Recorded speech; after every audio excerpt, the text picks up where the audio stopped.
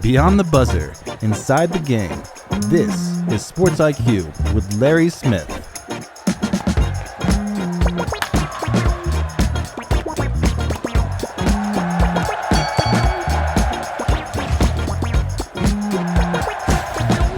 And hello, and a good Thursday to you. Glad you're with us here. We've got a fantastic show coming up. A couple of guests, just the way this schedule falls, the cookie crumbles. They're both from CBS Sports, and we love CBS Sports people. They're outstanding and so good to us, coming in with their insights.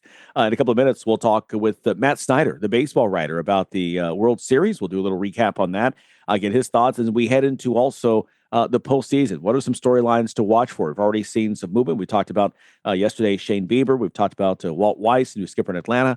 We'll get his thoughts here in a moment. And then Isabel Gonzalez joining us, the women's college basketball season underway. We've talked about a couple of games already of interest. NC State, the big win. Duke, obviously UConn starting off defensive their title with the victory as well. We'll get into that conversation coming up too. Let's start with some headlines right now. In the NBA, quite a night last night. The Thunder, by the way, will not go 82-0 this season. If you had on your bingo card, just forget about that. Portland taking care of that in this game last night. It was just a fantastic game. The Blazers erased a 22-point deficit in a 121-119 win over the Thunder. Shai Gilgeous-Alexander scoring 35 points. Aaron Wiggins, 27. But Oklahoma City was without several players who played in Tuesday night's win at the Clippers. Chet Holmgren, Lou Dort, Alex Caruso, all sitting this one out. We talked about how at 8-0, it was the best start in Oklahoma City history since they have moved from Seattle, topping the 7-0 start last year. But it won't be 9-0. They're now 8-1 moving on. But again, the Thunder very well in position to still remain atop the NBA's hierarchy. Meanwhile, in LA, the Lakers once again without LeBron James, who's yet to play this season. Doesn't matter. Luka Doncic with 35 points, 13 assists, 9 rebounds, 5 steals. The Lakers rallied in the fourth quarter as well to get their 5th consecutive victory, 118-116 over the Spurs. Victor Wembanyama, 19 points and 8 rebounds before fouling out with $1:39 to go for the Spurs. They've now lost 2 straight after that 5-0 start. Stephen Castle and Jeremy Sochan with 16 points apiece. Big night in Denver for Nugget star Nikola Jokic with 33 points, 16 assists, and 15 rebounds for his 5th triple-double of the season. Yeah, we just started. The Nuggets continued their mastery of Miami with a 122-112 win over the Heat. Denver's 11th straight regular season win over the Heat. Hey, we should mention as well that Thunder loss to the Blazers. They had won 16 in a row over Portland. Going back, last time they lost to them 4 years ago in the 2020-2021 season, actually getting closer to 5 years. But anyway, in the East, meanwhile, OG Anunoby had 25 points. Jalen Brunson, 23 points, 10 assists, 7 boards. Knicks spoiling Anthony Edwards returned to the Minnesota lineup with a 137-114 thumping. Josh Hart with 18 points for the Knicks, who really controlled the second half and improved to 5-0 at Madison Garden. Edwards, by the way, 15 points in 29 minutes after missing the last 4 games with a strained right hamstring. The Wolves outscored by 25 points, though, when he was in the game. Donovan Mitchell scoring a season-high 46. Jarrett Allen had 24 and 10 boards. Cavs pulling away in the second half for a 132-121 win over Philadelphia. Evan Mobley added 23 points for Cleveland. They've won 2 in a row. Some bad news away from the games for Utah. Big man Walker Kessler will miss the rest of the season after suffering a torn labrum in the win against Boston earlier this week. The Jazz out to a 3-4 start with wins over the Clippers, Celtics, and Suns. Saw great success with a jumbo lineup where they started Lauri Markkanen, Kyle Filipowski, and then Kessler, all are 7-footers. With that trio on the floor, the Jazz had a just absurd net rating of 22.1 in 5 games. With Kessler, the nephew of the late Alec Kessler, who played at Miami, out for the year for the Jazz. On the ice, it was the great 8 doing it again. Alex Ovechkin did something that no one has ever done in NHL history. Passed Wayne Gretzky for the most goals in a career last year, netted his 900th career goal with 2:39 left, or gone actually in the second period when he caught the rebound off the boards and backhanded it past Jordan Binnington. Now, give Binnington some credit in this. Knowing how much that puck would be worth someday, he tried to hide the prized possession in his goalie pants, but one of his teammates recovered the puck and gave it to Ovi, and we move on. By the way, Caps beat the Blues in this one, 6-1. Interesting game in Vancouver last night between the Blackhawks and the Canucks. Through 2 periods, neither team able to light the lamp, so we went to the third with donuts on the board. The third, though, another story. Tyler Bertuzzi scoring 3 goals in the period for his 4th career hat trick, and the Blackhawks beat Vancouver 5-2 Wednesday night. All 7 goals again coming in the third. Okay, so that's the story on the ice. Meanwhile, let's get to, as we promised a couple of minutes ago, to baseball. And Matt Snyder joining us once again, our friend from CBS Sports, Major League Baseball writer. Matt, great to talk with you. Listen, we'll offer to you on behalf of everyone else in Major League Baseball, congratulations on a great World Series. We know that your arm is tight. No, I'm kidding. Yeah. I was going to say, I didn't do anything. I just sat there and watched and wrote about it. However, I will still accept that. Thank you. I'm so proud. Yeah, we're waiting to thank somebody, and so you're the first one we saw. We want to say thanks. No, seriously, this was, we were saying that if it's not the greatest World Series ever, probably the greatest in our lifetime, just because of there's so many firsts, so much drama. I mean, it was rich. My wife is not a big baseball fan, but even she sat with me Saturday night and watched through the entire game until she fell asleep in the 11th and missed the climax of it. But I mean, it was just great theater here this in the World Series. The numbers appear to bear that out. I mean, we saw the number. It looked like 51 million watched Game 7, and that is an outrageous number in this day and age with the streaming and so many other options. And it was the most watched game since 1991, Game 7, and that was back when there were 3 networks, kind of 4. Like Fox was kind of becoming a major network there. Like not that many people even had cable then. We certainly didn't have internet options to watch anything. So I came up with a top 9, and 1991 was on it. 2016 was on it, which was obviously when the Cubs finally won the World Series, and Game 7 went into extra innings. There were 3 one-run games in that series. But there were a few games in that series that were a dud. The biggest duds in this series, I guess you could say Game 1, but the Blue Jays had that explosion in the 6th or 7th inning. 6th, I think. So that was notable. Maybe games 4 and 5 weren't as amazing, but even in Game 5, you had the Blue Jays leading off the game with back-to-back home runs, which was the first time that had ever happened in the World Series. You had Trey Savage with the rookie record for strikeouts in a World Series game. So I guess we're left with Game 4, which was the only one that didn't have something that was awesome. And that one, for me, that was the day after the 18-inning game. Right. And it just felt like, okay, this is all going to fall in line for the Dodgers now. And the Dodgers took the lead, but then the Blue Jays bounced back. So I thought that was a big deal just from that perspective. So you had something in every single game. Yeah, absolutely. And I think that you're right about that Game 4. That was one that everyone was just so tired being on the field. In the press box. We needed a good quick game. Exactly. Whatever happens, just get it over with. So, and for you guys to hop a plane and get cross continent back to Toronto to do your work on the off day. Exactly. We were explaining all during as the show went on every day, explaining that it's the one series where there are no off days. I mean, I've joked that one of my greatest upgrades ever at a hotel was at the 04 series in St. Louis. And the guy recognized me from CNN and gave me into a suite. I'm like, but I can't use it. I've got like 3 hours. I'm at the park like 14 hours a day, so it's not going to be worth it. Take us on the field and kind of behind the scenes a bit for Game 7. And what was that atmosphere like? What was the feeling like there pregame, during batting practice, during everyone knowing this is the final game? If you pitched last night, you may pitch again. I mean, and we saw that happening. What was that atmosphere like as they got ready for this? Well, unfortunately, I didn't get to go to Game 7, so I didn't get to be there in person. So I don't know about in person, but I do want to say something about I like the way that it's gone with the pitching. And I know that a lot of people have wanted the starting pitching to become more of a main character again, where they go deeper into games. First of all, the Dodgers did that this offseason or this postseason. We saw them try to ride those starters as deep into the game as they could have.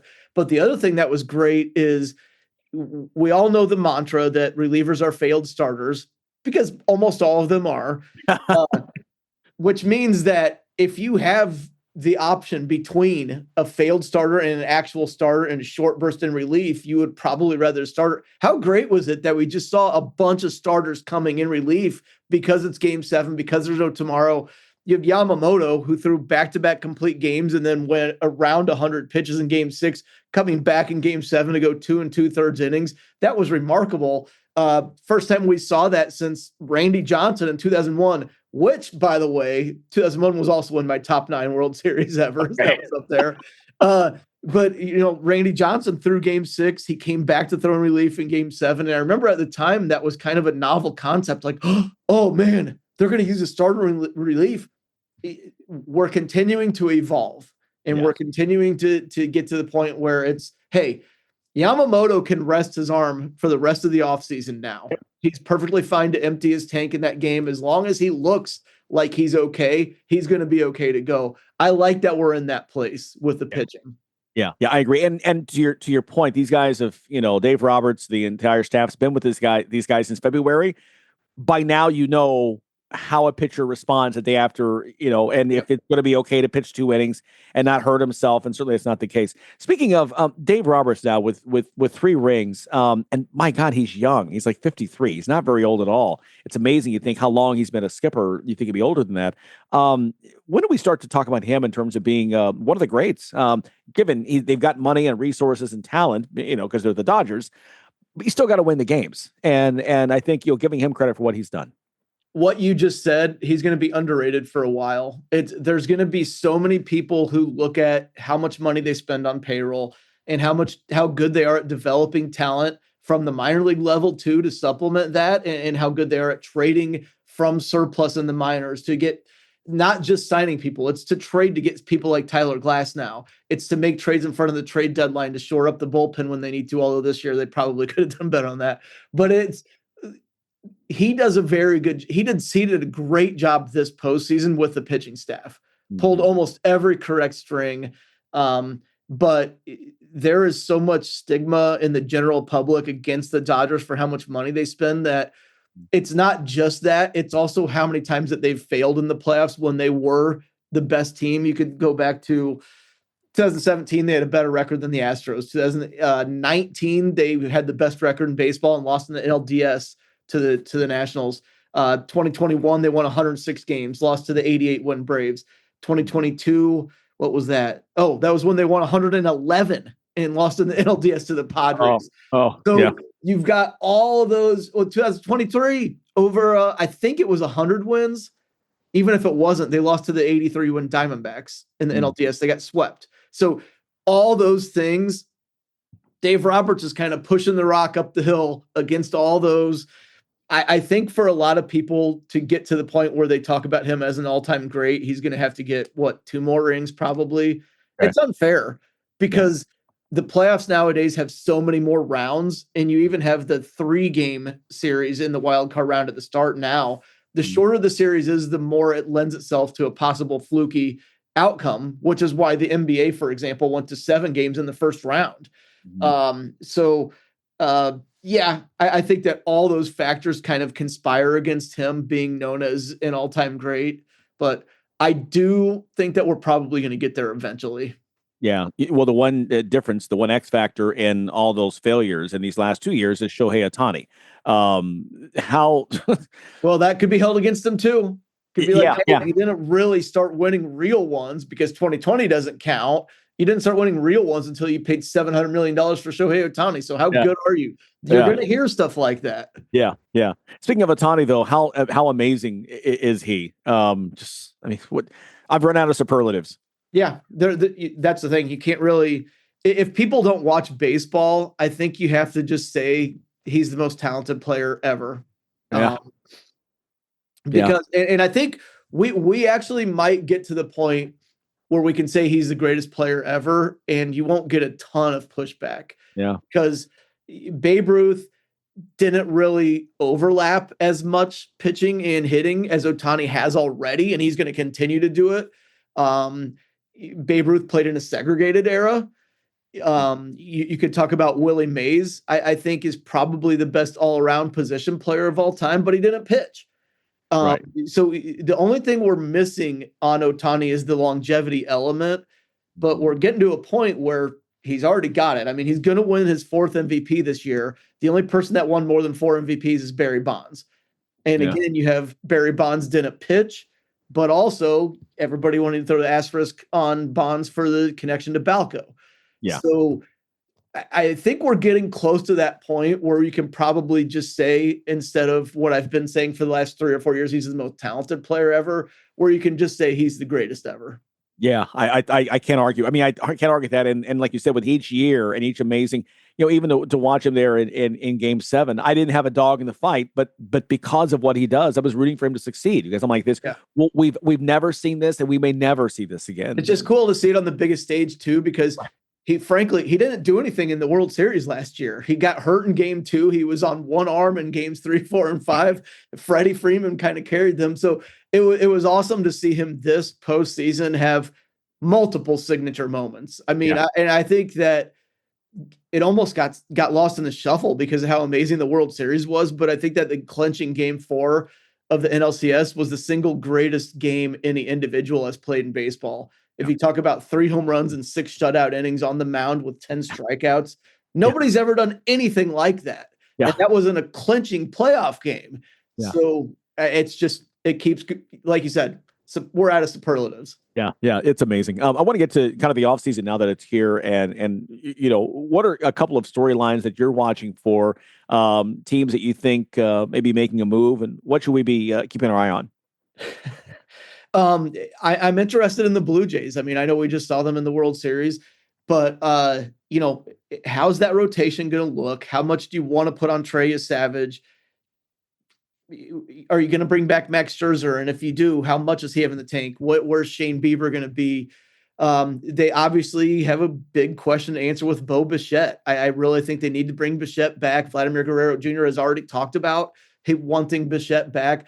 I think it's time to capitalize on the momentum they have. And they've been trying to spend a ton of money the last few years. And the only person that would really take it was Santander. Ironically, he's one of the guys who didn't help them at all this year.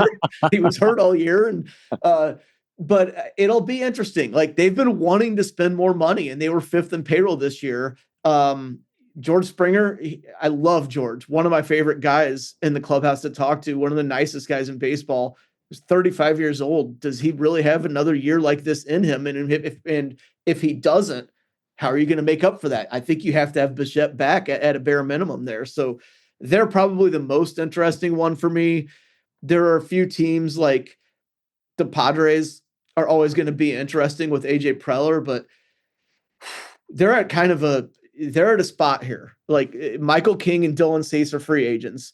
They do get Joe Musgrove back, but Yu Darvish is getting up there in age. They have to do something with the rotation, but I don't think ownership is providing them with that much money. And who are they going to trade to shake something loose to add to the rotation there? The lineup's really top heavy. Machado, Tatis, Jackson Merrill. What's left for Xander Bogaerts? Probably not that much, but he's signed forever. Mm-hmm. Very intriguing to me what they do. And then, of course, there's always, what are the Dodgers going to decide to do to put everybody away again? Because they won the World Series last year. Blake Snell, Roki Sasaki, Kirby Yates, and Tanner Scott, even though they didn't pan out, like, they cornered the market on relievers too. So are they going to go out and grab Kyle Tucker? And then is everybody going to throw a collective fit when they do? So there's a lot more fun stuff on there, but those are the 3 that off the top of my head. Okay. Yeah. And even, like you said, even in the winter meetings always, haven't come up yet. And we always get all the storylines out of that. Is there, as it stands right now, and again, we're just getting the off season, so a lot of changes to be made. What's your early on crystal ball, your surprise team for 2026, if there is one, to come through and make a run for the playoffs and beyond? What teams do you feel like right now we're looking at? Yeah, not necessarily make it because I think, well, they might make it because the AL West is kind of looking wide open right now. And I should have looped in the Mariners storyline there. The Mariners losing Eugenio Suarez's power and Josh Naylor's power, maybe. Now, I do think they need to bring Naylor back, but that's not a sure thing right now. You worry about the lineup becoming too reliant on Cal Raleigh and Julio Rodriguez and Randy Arozarena. And I love Cal Raleigh. He's never going to hit close to 60 home runs again. Like, you just had probably the year you needed to capitalize on. So that's another big one. But I wanted to go to the A's. The A's offense looks awesome. going into next year. A lot of young guys who can hit. They didn't even get anything out of Lawrence Butler last year. If they got Lawrence Butler from 2024 to go with this Kurtz and Soderstrom and all those guys in that lineup, it looks like a really, really good lineup. They don't have any pitching. So what are they going to do on the pitching end? But they actually looked like a contender other than a stretch where they lost like 20 out of 24 games, and it just ruined their season in May. So they might be. The only thing I would worry about on them is they don't have a home, and they were awful in Sacramento. They were actually a really, really good road team and were several games, maybe 7 games off the top of my head, under 500 at home. That's not going to cut it. And that might have been a function of them playing in a minor league ballpark. So that might be the thing that holds them back. But they were one that came to mind. Another one to watch. This one is I would be less bullish on, but I would watch the Marlins. They should spend more. They probably won't, but they have some intriguing pieces, especially on the pitching side. And if they supplement that with enough offense, kind of the opposite, the inverse of the A's, they can make some noise. And they weren't that far out of a playoff spot. I think they were only 4 games out last year, and they got nothing out of Sandy Alcantara except terrible for about his last 4 or 5 starts. Maybe he'll be back to pre-Tommy John form next season if they don't trade him. And that's the other thing is, are they going to trade Alcantara? Are they going to trade Edward Cabrera? Very interested to watch where the Marlins go. Yeah, that's what makes this so much fun. I mean, again, the Dodgers are champs. They're the big money people. They're the Kings right now. But like you said, so many storylines to talk about until we get to February and March. Matt, listen, we appreciate your hard work all season. Appreciate the time you spend with us. We're so grateful. Get some rest if you can. Yeah. I've been doing it. I'm good now, man. I'm fully rested. Ready to go. Here we go. Yep. We love it. Matt, thanks, man. We'll talk to you soon. Take care. All right, Matt Snyder, once again, joining us, MLB writer for CBS Sports. Love his insights. And, man, he's got so much to talk about in terms of where we are right now and maybe what is next. We don't know. We'll sit back and we'll be watching. Okay, we've got more to come. Still on the way in a moment. We'll talk with Isabel Gonzalez as well from CBS Sports, the women's college basketball, and a great moment of all that we have not seen before. Stay tuned for that.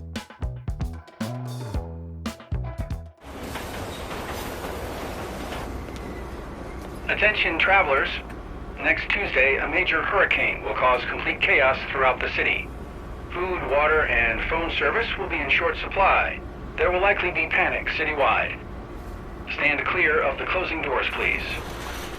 Disasters don't plan ahead. You can. Talk to your loved ones about how you're going to be ready in an emergency. Don't wait. Communicate. You're listening to Sports IQ with Larry Smith.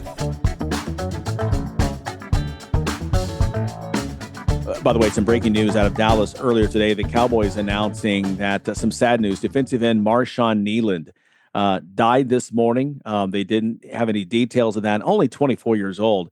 That name may or may not be familiar to you. He was a second-round pick after a stellar career at Western Michigan in 2024 last year, the 56th pick overall. But in the loss to the Cardinals Monday night, he scored the Cowboys' first touchdown when he recovered that block punt in the end zone. Again, Marshawn Kneeland, and our thoughts and prayers going out to the Cowboys family and his family as well. Just some sad news. Only 24 years old.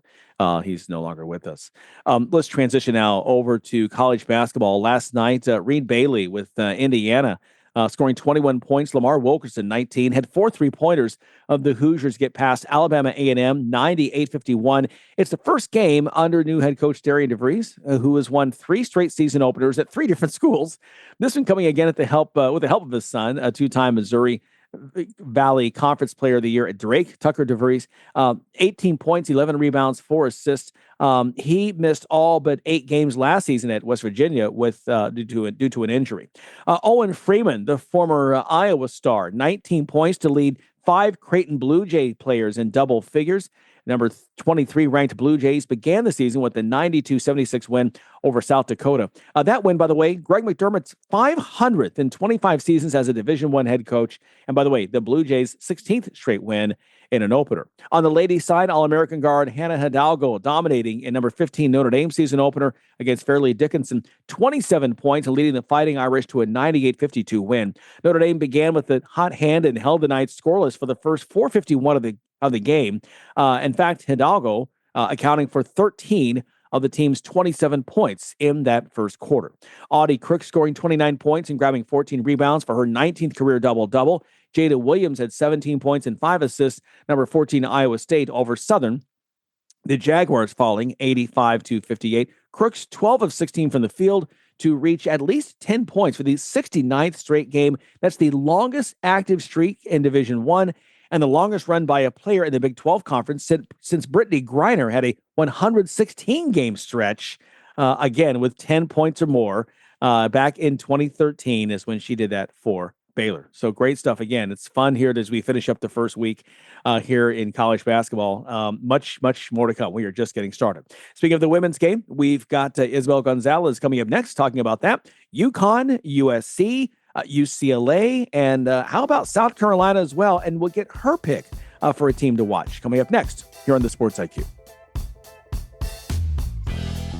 Packages start at $29.99 a month with signed agreement. Restrictions apply. Speak to a representative for complete offer details. See Vivint.com for license details. Terms and conditions apply. Homeowners, if you're looking for the best in home security and smart home technology at a price you can actually afford, we have great news. Now you can get Vivint's award-winning home security systems starting at about $1 a day. U.S. News and World Report has recognized Vivint as the best professionally installed home security system of 2022. And right now, you can get Vivint's home security technology for about $1 a day. Plus, get free professional installation from a licensed technician. Protect your home and loved ones for as low as $1 a day. Call right now for your free home security consultation. 800-613-8053.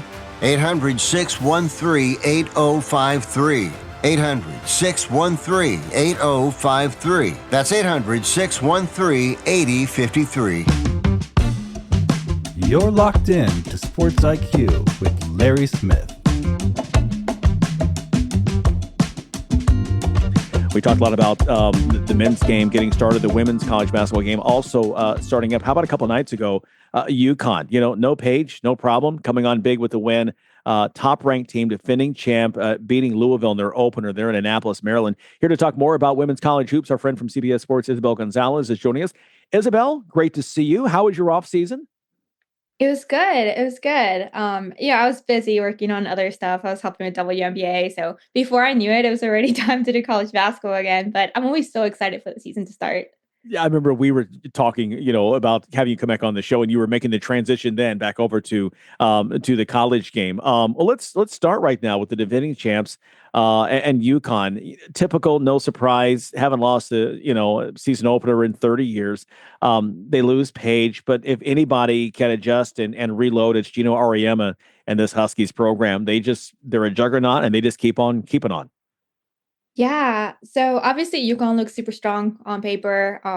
And as we saw, in the first game, they looked pretty good as well. They're a team that returned a lot of key players. I think, yes, Paige Bueckers' absence will be felt. Not so much because just the stats, but a lot of it because of her leadership on the court. And I've talked about this before. Maybe I even talked to you last time we talked, but I felt like the championship game was kind of like a great transition for UConn because Paige did not take over that game. Like, she was still good, but she did not take over. The ones who were shining were AC Fudd and Sarah Strong, and those two are returning. So, that's a good kind of like handoff. So now it's just a matter of like who takes up the leadership role as like the vocal leader, who's going to be talking to everybody in the locker room. And in the first game, we saw a lot of good stuff. But what I thought was really cool was seeing KK Arnold being the one who shined. Yes, Sarah Strong has some good stats. She had like 21 points, 9 rebounds, 5 assists. She did everything. But she had some moments where she maybe hesitated, passed some good opportunities. Gino Auriemma said that wasn't even her greatest game, which, I mean, for Sarah Strong, that's, it's a pretty high bar. But KK Arnold's taking over the point guard position, which is going to be obviously key for UConn to be good. And Paige Bueckers was at the game. And she was asked about it, and she said, KK has been waiting for this. She plays with so much passion, so much energy. So for her to take over and do as well as she did in the season opener, I think that's awesome. I know she started 2 years ago because of all the injuries, Last year, she went back on the bench, and then she's back in the starting lineup, which I think she's going to just shine. This is going to be a breakout year for her. Yeah, absolutely. And I know you wrote about that for CBS Sports as well, about KK's game. I want to get to, you also written about Texas and the potential of their offense. The Longhorns, look, friendly, one of the best teams, great history there, and a team that, many feel could contend for a Final Four and a national title. Yeah, so if you remember from the NCAA tournament, Texas, their biggest question mark was where are they going to get their offense, particularly 3-point shooting. And let's be honest, they were not shining in that area for sure. But this time, I was talking to Vic Schaefer during preseason, and he said, we've kind of fixed that area. Texas is known for defense, but now they've added some shooters. And you also have people who are returning, who are taking on bigger roles. I think Jordan Lee was probably one of the most impressive players from the season openers, because she was, he told me she's one of the players that was going to take on a bigger role and be a pretty dangerous shooter for the team. So her performance in the season opener was great. I had Aaliyah Crump, who was also pretty good, like in her start with Texas. And one of the players who I thought was going to be interesting to watch was Kyla Oldaker, because, they had the two-headed monster before. And Schaefer said, okay, last year it was her and Taylor Jones. But this time, Kyla is the one returning, and I feel like she can have a breakout year. She also had a pretty good game. I know maybe it wasn't the toughest opponent, so I have to kind of like approach this with caution, but I just love what I saw from everybody. It was such a deep team, and you had 6 players in double figures. If they can keep that going, I'm not expecting them to blow out every opponent like this, but I think they have so much potential.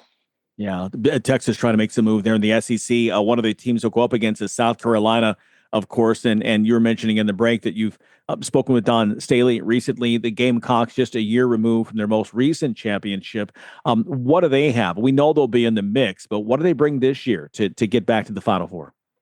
So she told me, approach this with caution, because, we look at UConn, we look at South Carolina, and for both of them, what I've heard from the coaches is we're still, even though we returned some key players, even though, we made it that far in the NCAA tournament, it's still the first game of the season. So, approach everything with caution. But with Dawn Staley, she said her team is really still learning, in learning mode. You have Tanaya Latson, who, of course, we talked about so much, like just her impact, what her impact was going to be in offense. And she really did show it in the season opener. She was the leading scorer for the Gamecocks. But I think what would be dangerous is, one, they have a really tough offensive player, but two, if they can make her really well-rounded, I think that's going to be so beneficial, because that's why she went to South Carolina. You want a player who can do a little bit of everything, that can do offense, defense, and do all the extra little things. And I think Raven Johnson also had a pretty good game. And for me, just seeing her as a veteran leader who sometimes is a little bit underrated, who sometimes struggles with consistency, honestly, when she shines, she really shines. Like, you remember when she was locking in Caitlin Clark in the NCAA tournament, so her defense is solid. If she can get some more shots, become a little bit more assertive, I think this team's going to be really dangerous. Awesome. Well, from one USC to another, the Trojans out on the West Coast. The big story there, of course, is Juju Watkins. And this was a concern when she was injured, early in the NCAA tournament, last March, that, look, it's an injury that usually takes you off for 12 months, and that's going to be the case. She's going to shut it down for this entire season. Well, I'll ask you first question, USC, what do they have? I see you wrote a great stuff for that you really like this team on CBS Sports to make the Final Four, even without Juju. So for them, I don't know about the Final Four, but I do feel like they will they can make a pretty decent run in the NCAA tournament. I think just what they build. And by the way, I should say as well that your colleague Erica Ayala wrote this part that you all collaborated together. She thinks make the Final Four. I won't put those words in your mouth, but go ahead. No. Eric is bold. Eric is bold, but like, I see it. She's actually really smart. She's definitely surprised us with a lot of her picks. But yeah, like that one's on Erica, because I'm still, on the confidence for USC. No, but I do feel like they have a lot of potential, to be honest. It's just really hard to know what to expect. Obviously, losing not just Juju Watkins, but Kiki FN to the WNBA. And if you remember, during the NCAA tournament, the freshmen played like really big role in their success in that deep run.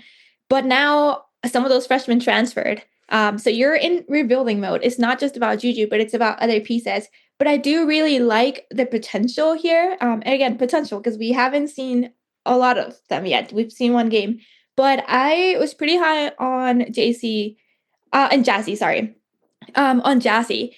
Because as a freshman, she's a high profile freshman, and that's a lot of pressure. I think a lot of people look at her and they're like, okay, Jassy, we had Juju before, now we have Jassy. Obviously, it's not the exact same level of like stardom, but you're still high profile freshman who, is kind of expected to take over while this transition's happening. I think she did pretty well for her debut. I don't think she was the most productive, for sure. She had 14 points, but she shot 4 for 16 from the field, 0 for 7 from beyond the arc. So not her best game, but she was still pretty impactful. So I'm excited just to see what's going to happen with her. I remember talking to Lindsay about just what she has seen from Jassy and Juju as teammates in that relationship, and she said, Juju is the only one who understands what Jassy's going through, because Juju kind of went through it, and they've been talking a lot. Even when Jassy was sick during the preseason, she missed a couple practices, and they would just sit with each other in the sideline, and they would just watch everybody else practice, and they would talk a lot. So I think what we saw from her is not really a representation of what we'll see from her in a couple months. Yeah. And you're writing also that Juju and Jassy, their relationship, you wrote about that as well for CBS Sports, talking with Isabel Gonzalez here in the Sports IQ. You talked about the other team there in LA, UCLA. No Lauren Betts in the opener, but at 6'7", the preeminent center in this year in women's college basketball. The Bruins, I would think, had to be a favorite in the Big Ten and beyond. Yeah, so I was very excited to see Sienna Betts play, and then she couldn't start. She is expected to come back soon, at some point in the season for sure. So it will be cool to see her and Lauren play together, because one, they're sisters, two, they're really good players. Lauren just did her thing. Lauren Betts just does what Lauren Betts does. She had 21 points, but I think what's going to make this team really dangerous and help them go back to the Final Four, because that's the team that I feel like they could make it back in there. It's going to be players like Gabriela Jaquez just stepping up. And she already did that last season as a more vocal leader. And I remember asking everybody during the Final Four, I asked their teammates, like, well, what do you see from her? What's been going on? What made her become more vocal this season, more assertive? And they said she's just been waiting for the opportunity. When you have other players like seniors, you kind of take a step back and you kind of listen. But as she is growing and just, in her college career, she's just kind of stepped up. And what I saw from her, double-double in the season opener, that's pretty awesome. That's a great way to set up the entire season. I think she's going to be a great leader on and off the court. And it's going to be an effort from everybody, not just Lauren Betts. Yeah, it's one that's certainly, like you said, with all these different teams. UCLA, USC, Texas, South Carolina, UConn. What's a team out there that maybe we haven't talked about that you think has really potential to go very deep in March and even into April? Yeah, so it's not really surprising, but LSU. When I was picking my Final Four, I was really struggling between UCLA and LSU, because I feel like both are very, very worthy of that Final Four spot. I know way too early, but still. LSU, just Kim Mulkey is great at what she does. I don't think anybody can really question that. I was actually talking to assistant coach Bob Starkey during the offseason, and I talked to him about, well, what makes Kim Mulkey different? What's going on? Why she's so successful? And he says she's just really great at practice. So that's, it sounds simple, but when you really look into it, practices do matter, and people come, like coaches, fans, like practices are open. So people come and watch her style, just the way she knows how to motivate each player. I think that's pretty great. And with LSU, we already know Flau'jae is great, but they have a lot of key returners, and Malaysia Fulwiley, who is just so energetic, so athletic. I know the biggest storyline was her taking over the point guard position. She's not quite there yet, like to be a starting point guard, but I think her potential is obviously there. Kim Mulkey was talking about how when she was coming off the bench, like when she was a player, she didn't really like hearing that she was just a spark because she wanted to be the full engine. And she said, hey, I think Malaysia is the same. She's not always going to want to be just a little spark. She wants to be the full engine. And our job is to kind of build that confidence and that consistency, just let her know that her time's coming. And obviously her season opener performance was really good. I'm just excited to see what she does there. Also too, wasn't Wiley, didn't she started off at South Carolina and transfer? Am I getting that correct? So she only started 3 games in South Carolina, which it was interesting because, of course, she was one of their leading scorers. But, Dawn Staley's system is a little bit different, too, when not everybody kind of plays a ton of minutes. I don't think anybody really plays 30 minutes there. So I think people expected her to maybe become a starter in LSU, but that's not going to happen until she's ready. But I feel like her time's coming at some point, and if she can just keep that confidence up, she'll be. Absolutely. Well, listen, fantastic players all the way across. Let's finally get your picks, your Final Four here in the preseason. Who you got going all the way? Yeah, so we kind of already talked about it, and I feel like they're kind of more boring picks, not like Erica's, who are pretty exciting. But if you have UConn, that's my winner.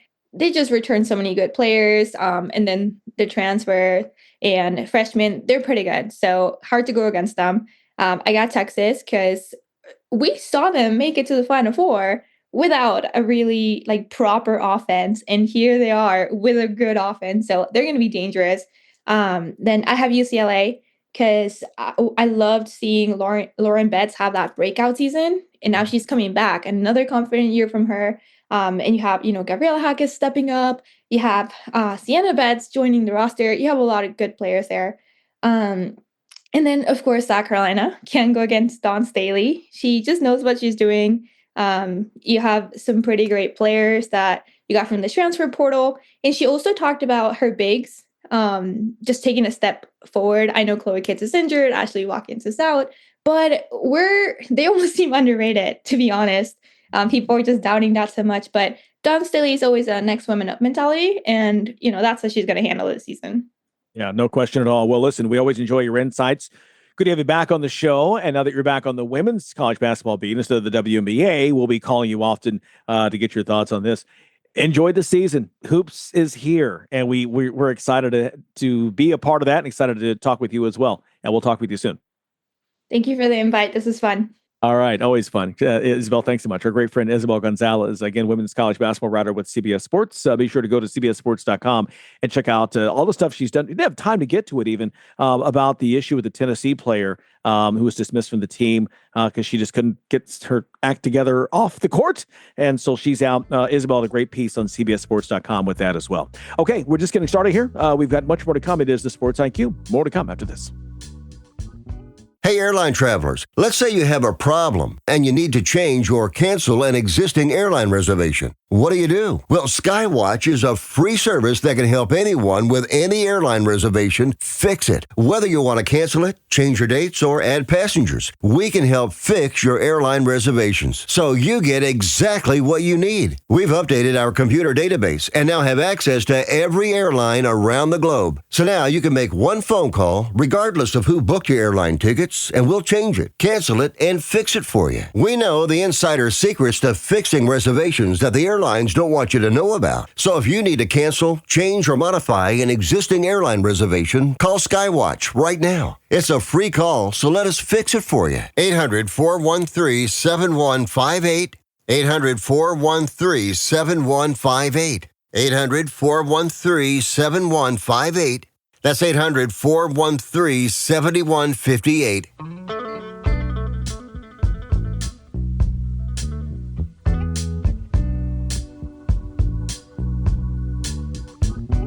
Tragic news out of Miami is Heat head coach Eric Spoelstra announcing a massive fire at his home. ESPN reporting 20 units were called out to this. The team, by the way, was in Denver, didn't get back until the wee hours of the morning. And shortly after the plane landed, he went right to the house.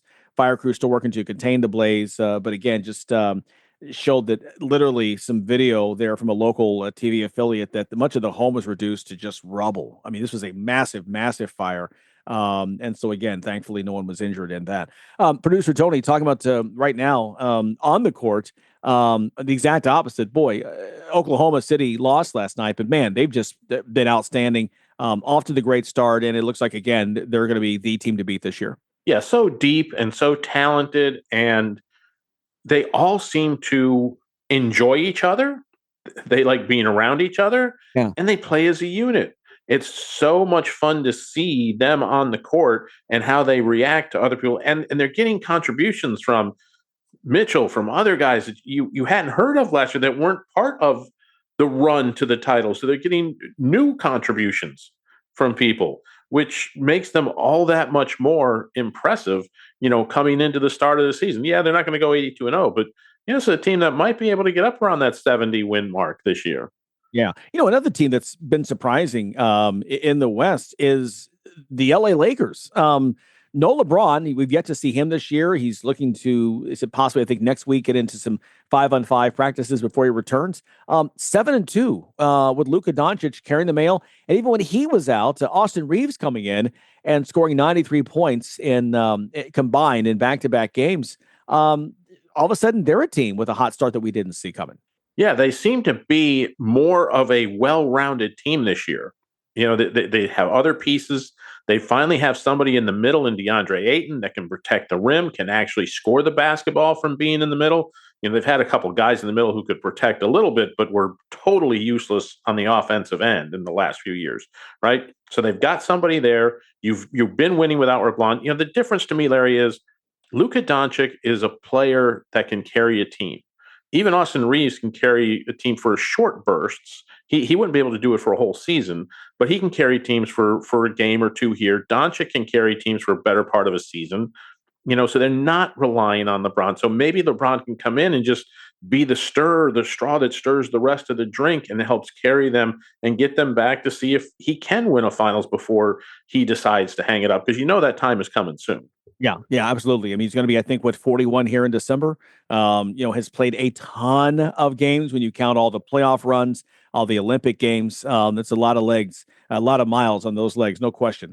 In the East, meanwhile, the Chicago Bulls at 6-1. We've been talking about who's going to step up and be kind of the team in the East. Last year it was Cleveland. Right now it's Chicago.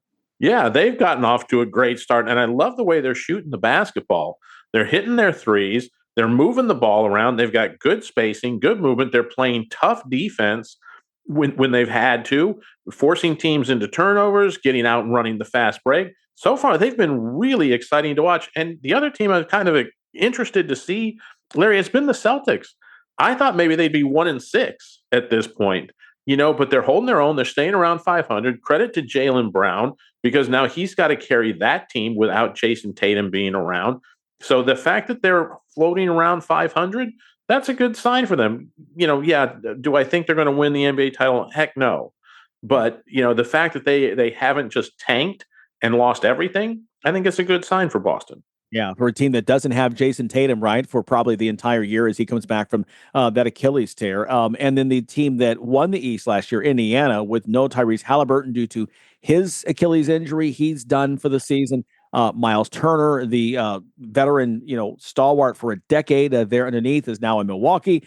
They are just 1-7 after making that run into the NBA Finals last year. Ugh. Yeah, not a great look in Indiana. And like you said, without Tyrese, they knew it was going to be tough to get much done. And then you lose Miles Turner. They've had a number of other injuries. Nemhard's been out. A couple of other players have missed time. So you're really working with the second string mostly as your starters right now. Tough to get any traction that way. And Miles Turner really was, while Tyrese Halliburton was your star, Miles Turner was that foundation. He was really the heart of that team, right? Losing him, I think, matters a lot more than people think up there in Indiana. Yeah, no question about that, especially there. It's just such a tight-knit basketball community. Tough start for the reigning Eastern Conference champs. Okay, our moment of awe is up next. Fans of big sports radio and sports spectacular podcasts have a new home on the Chief Sports Network. Find your favorite programs and content all in one place. by downloading the Chief Sports app in your mobile device. Created in South Carolina, the Chief Sports Network is the home of an expanding network of live and podcast format programming.